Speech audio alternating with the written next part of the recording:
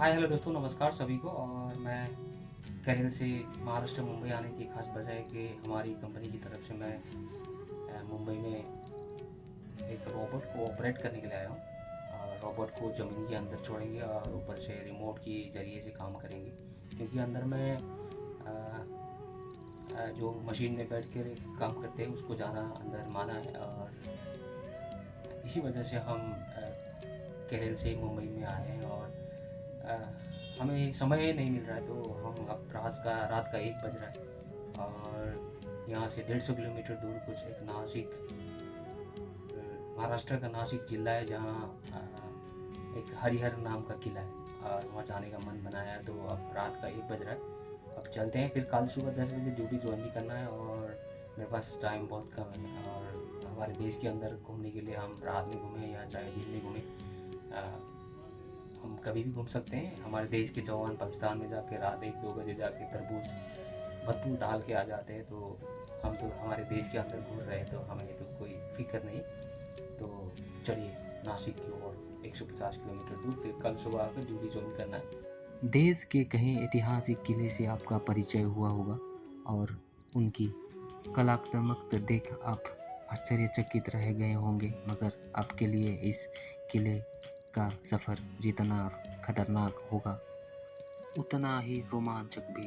हर एक कदम पर आपकी सांसें थम सी जाएगी, लेकिन इसके साथ ही मंजिल तक पहुंचने की आपकी ख्वाहिश भी बढ़ती चली जाएगी। हरिहर किले की वास्तुकला अनूठी है, जिसमें इस्लामिक और मराठा शैलियों का मिश्रण है।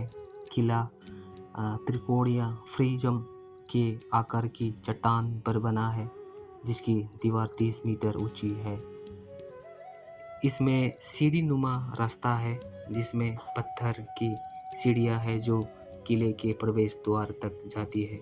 किले में भगवान हनुमान को समर्पित एक मंदिर भी है, जिसके बारे में माना जाता है कि इसका निर्माण मराठा शासन के दौरान हुआ था।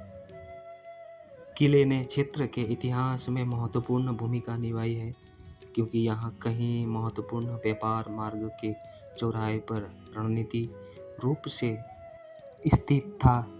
इसे सदियों से मराठा, मुगलों और अंग्रेज सहित विभिन्न शासकों द्वारा सैन्य चौकी के रूप में इस्तेमाल किया गया था। आज यहाँ एक लोकप्रिय ट्रैकिंग गंतव्य है और क्षेत्र की समृद्धि, संस्कृति और स्थापक विरासत का एक प्रमाण भी है।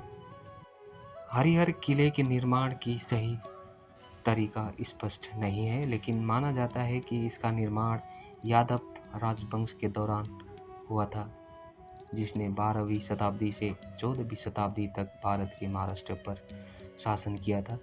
कुछ इतिहासकारों का मानना यहाँ भी है कि किले का निर्माण 6 शताब्दी के आसपास सिलहारा राजवंश के शासन काल के दौरान हुआ था, जो इस क्षेत्र के अपनी स्थापना उपलब्धियों के लिए जाने जाता है। भारत के प्रत्येक क्षेत्र में विशाल और भव्य किले का निर्माण किया गया है। इसमें से एक है हरिहर किला। यहाँ किले को बनाने का मूल उद्देश्य घोड़ाघाट से गुजरने वाले व्यापारिक मार्ग रक्षा था। कालांतर में किले का महत्व देखते हुए इस पर कई शासक ने आक्रमण किया था और कब्जा भी किया था। 17 शताब्दी में अंग्रेज ने इस किले को अपने अधीन पर लिया था।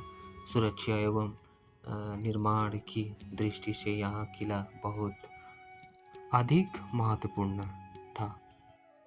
महाराष्ट्र के नासिक में स्थित यह भारत का सबसे दुर्बल और खतरनाक हरिहर किला है।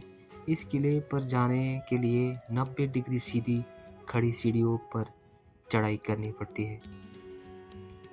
यह अहमदनगर सल्तनत के नियंत्रण में था। 1636 में शहाजी भोसले ने हरिहर किले के साथ साथ त्रिवक, त्रिगलवाड़ी और कुछ अन्य अब पुणे कहा जाता है किले को मुगल जनरल खान जमान को सौंप दिया। बाद में 1818 में तिरभक के पतन के बाद कैप्टन ब्रिग्स ने हरिहर किले सहित सभी 17 किलों पर कब्जा कर लिया। अंत में 1818 में एक ब्रिगेड अधिकारी कैप्टन ब्रिगेड ने किले को विजय प्राप्त की।